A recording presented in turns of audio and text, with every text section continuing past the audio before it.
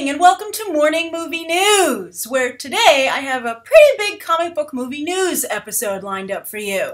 Well, actually, I wouldn't call it movie news because just the first story is an actual news story, but the second two are rumors, but they're pretty big rumors. One actually seems like it's true.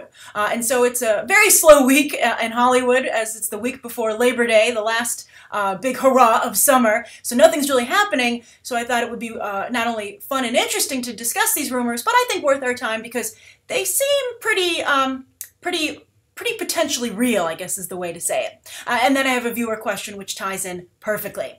So what's the legitimate news story? Well, that's a major shakeup that happened yesterday over at the House of Mouse, where Kevin Feige finally broke free of Isaac Perlmutter, which is a behind-the-scenes story, true, but I think it could have potentially huge ramifications what you see on screen. So here's what happened.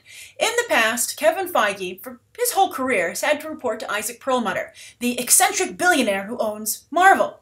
And Isaac Perlmutter is not a fun person to work with. I've never heard a good story about him. And for instance, you might recall one way that you've been exposed to him is that you might recall there were some discussions about having a movie with a female lead over at Sony. And then they had a leaked emails, as we all know, and Isaac Perlmutter's emails came out, and he said, well, you can't have a female superhero movie because here's what the box office would be. And then he went on to list Supergirl with Helen Slater, Elektra, and Catwoman with Halle Berry. And everyone who saw those emails was like, but those were horrible movies, and they were a long time ago, before we finally got a hang of the comic book movie craze. So, Isaac, this is a ridiculous argument. But that's what you have to deal with when you deal with Isaac Perlmutter. He's also apparently extremely cheap and has just been very problematic for Kevin Feige. But Kevin Feige has become so powerful, not just with Marvel movies, but in Hollywood in general, and is so valuable to Disney that they have granted him his wish and they have freed the genie.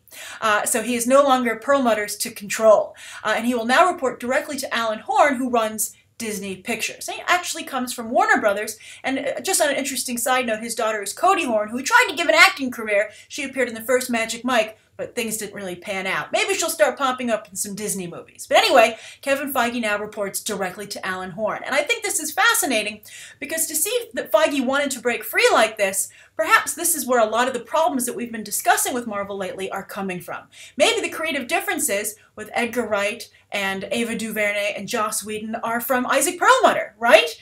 I mean, he's a very petty individual. I mean, look what they've been doing to the X-Men and Fantastic Four comics because they don't own the film rights to them. I can guarantee you, I mean, I can't guarantee you, but I would bet solid money that Perlmutter is behind such a move. So that raises a new question. What will be the ramifications for Kevin Feige for doing this? Because the official word is that Isaac Perlmutter is okay with this. Of course he's okay with it. What's he going to say?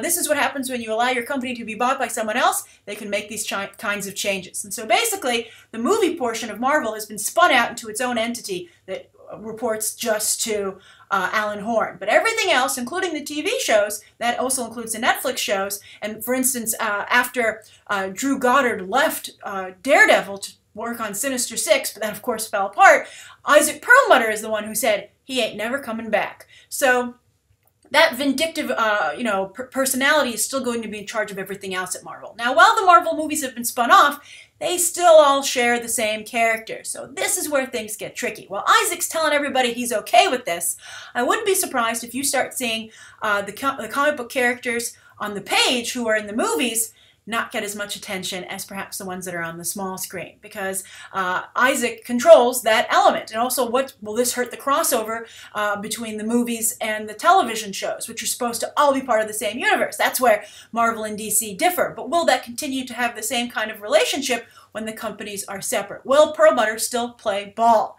And I think that it also, if the movies are separated from the people who do the comics, they're not all of the same hierarchy. What does that say about the comics? Is that going to also hurt just the comics in general, as movies would have become the engine for these characters drift further and further away? So I think it's a fascinating development. I'm very excited for what it might be able to do creatively with the films, but I continue to worry about the comics. I feel that the comics I think that one of the reasons that Image is doing so well as a publisher is because both Marvel and DC treat their comic books these days as just advertisements or pamphlets, free pamphlets for their movies and their television shows. And that's where they really want you to experience the characters, because that's where the money is. You don't make a lot of money selling comics.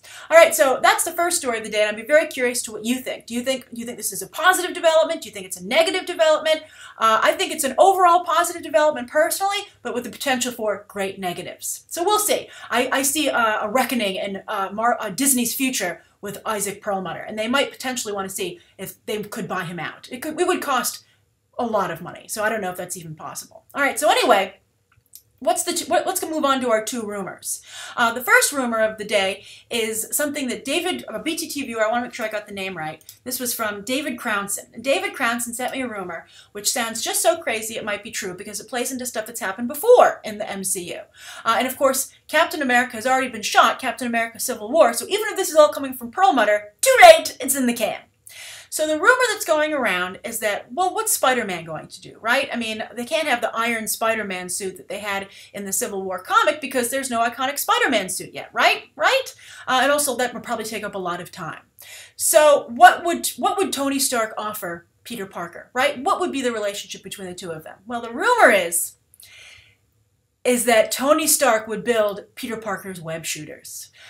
I know, I'll give you a pause for you to just get angry and throw stuff around and be upset, but it's a major change, and if it I mean, considering how happy we all were that they had Andrew Garfield build the web shooters in the Amazing Spider-Man reboot, considering they were organic in the first Spider-Man Sam Raimi series, to undo that just shows a real out-of-touchness, I think, with the fan base.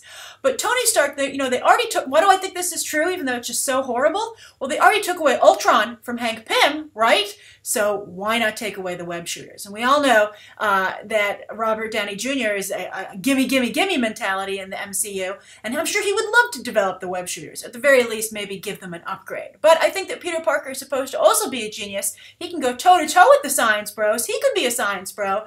And I think that that would really rob the character a lot of what makes Peter Parker Peter Parker. I don't think that I can't believe that Marvel and Sony aren't aware of how integral it is to his origin story that he built those damn web shooters. So I'm curious, what do you think of that? Do you think it seems at all possible that this is true? And also, how would you feel if it were true? Would it be a deal breaker for you? Or do you think that you could come to accept it?